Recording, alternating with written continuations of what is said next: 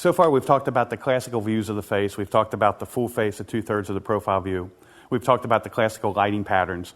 We've worked through some different areas and pointed out some places where we get some decent window light and so forth with our bride and groom. And we did a couple other pretty dramatic things down at the hotel. But in our location today, we want to do something different. We have this beautiful home that we get to work in today. And I want to just show just kind of some of the images I may take on a wedding day if we catch up with the bride at her home.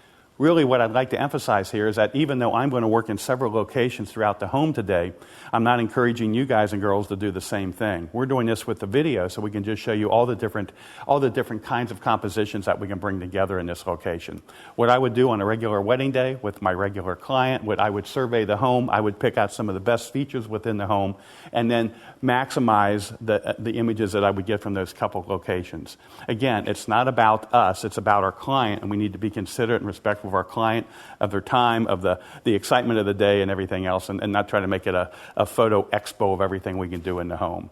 The home does offer us a tremendous amount of variety here and so forth, and we're really going to try to maximize that for our video. So why don't we go ahead and get started.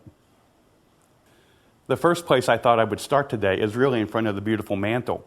If we look at our bride's gown, I like how the texture of the gown is kind of picked up in the top part of the mantle. So we kind of get that echo in the textures right here, which I think is really quite lovely.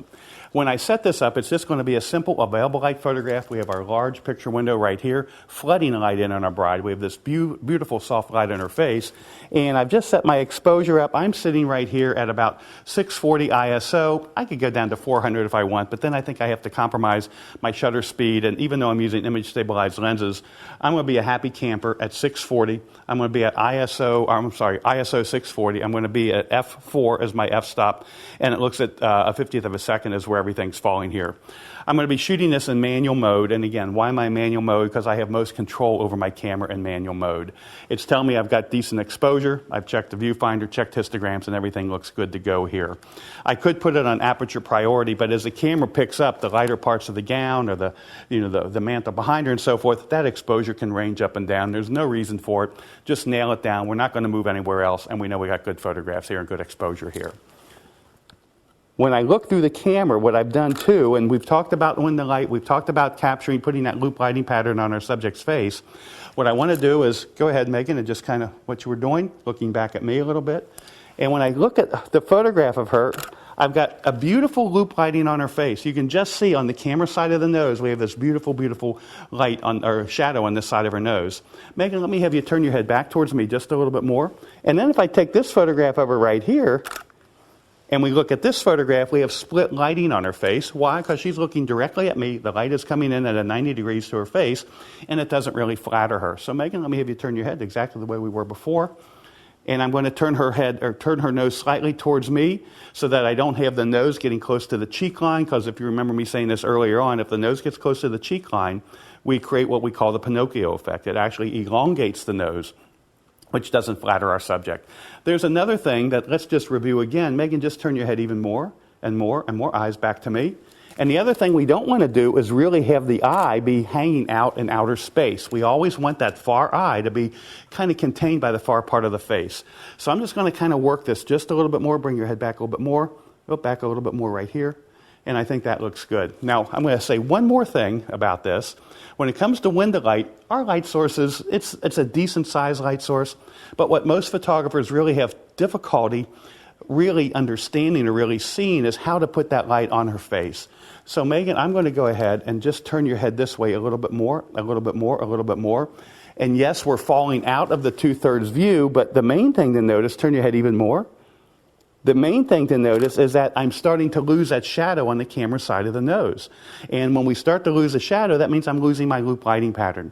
So I'm going to turn her head till I just start seeing highlight flood to the camera side of the nose. Then I'm going to bring her head back towards me till I just get the shadow, but I still have plenty of the camera side of her cheek. Let's say the cheek closest to me, closest to camera, still well illuminated. And that way, when we look at the photographs, we can see that we really, really have a pretty light on her face. Another thing we can talk about, and I think this echoes what I've said in an earlier segment on this DVD, or this set, is that we have just a nice classic S line running all the way through the full length of her body. From the top of her head to the neck is one direction, from the neck to the waist is the other, and then from the waist to the feet. And we got just a nice gentle S curve running through her entire figure. Okay, so now let's go ahead and get our photograph taken. We've got her body turned this way, the light's coming in, we got great texture, great highlights next to shadows that we see in the gown.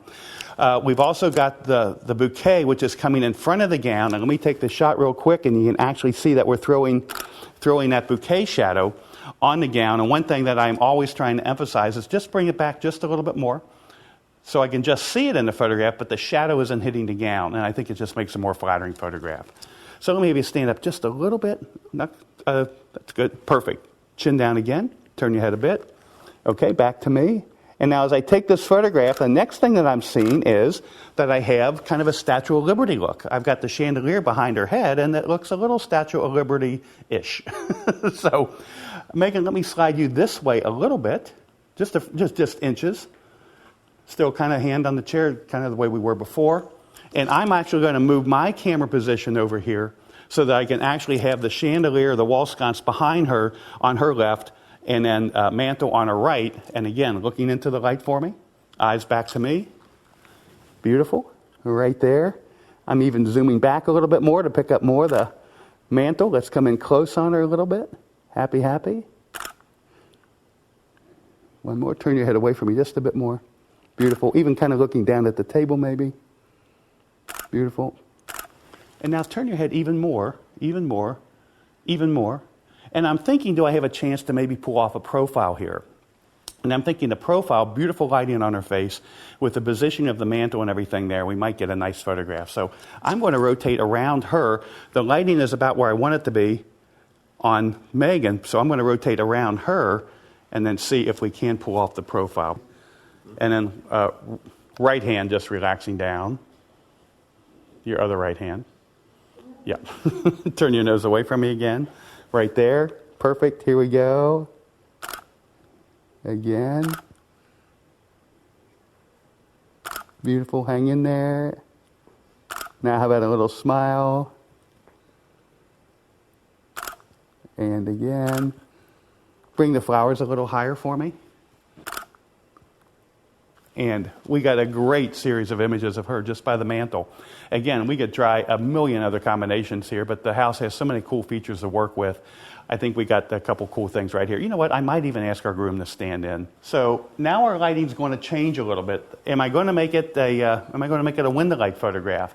You know, I like what I've got going on here with the mantle and everything, but my problem is that now this light coming in here is more of an accent light on them and so forth. So I may just choose to just throw some more light onto the scene. So I'm going to ask Erin, my assistant, to come on in with the flash. Since the groom generally isn't at the bride's home for these images, we can actually have Christian playing the part of the father of the bride in this series. No smile from him on that one, I just noticed. Just hand in the pocket, just kind of good. And just kind of, Christian, you kind of lean in just a bit. Turn your head this way a little bit more. And I can choose to do a couple of different things here. I've got Erin with the umbrella ready to go. Why don't we go ahead and just try that one first? Erin, I'm going to switch to 5/6 here because since I'm so used to using 5/6 whenever I use that umbrella, it's what I call my aperture of convenience. I know that our working distance right here. Erin, I'm going to let you back up even a little bit more and maybe give me quarter power, sorry. Key to our bride, if you don't mind. Kristen, turn your head slightly. Good. And now what's happening here is I see my assistant's light in the window, and that's not going to be optimum for me, so let me go ahead and just change this right here. There we go. And let's see what that's looking like. And it's looking okay, but what's going on is I've got some weird shadows behind the bride. So you can take a look at the image. And I also have the reflector, or actually the umbrella in the shots too. It's actually reflecting in the mirror behind, above the mantle. So let's go ahead and do this. Let's go ahead, Erin, and pull the umbrella. And I'm thinking, how am I going to overcome this? To get those shadows even softer, maybe not noticeable at all, I would have to increase the size of my light source. So the easiest way to increase the size of my light source is I'm just going to have Erin hit the wall right over here. And now she's going to be about 6 or 7 feet away from this wall over here. We're going to get a cone of light coming out of that flash, which is going to give me about a 7 or an 8 foot area of light that's now going to be illuminating our subject. The opposite window, by the way, isn't in the mantle, so I'm not going to get any brightness from that. And let me point you more that way. Yep, right there. And because we've lost the umbrella, we have to really kick up the light. I'm going to say, why don't you give me half power out of that too, Aaron? There you go. And you guys right here. Good, good, good. We'll take a quick look at it. And I think it's looking pretty nice here. Just really pretty lighting. Good expression, you guys. Terrific. And yes, we do have some shadow falling behind her, but I really don't mind it at all because I think it is such a soft shadow. I don't think it becomes really too distracting at all. So just in this location here, we got some really cool images. We used a couple of different techniques. We just used window light number 1.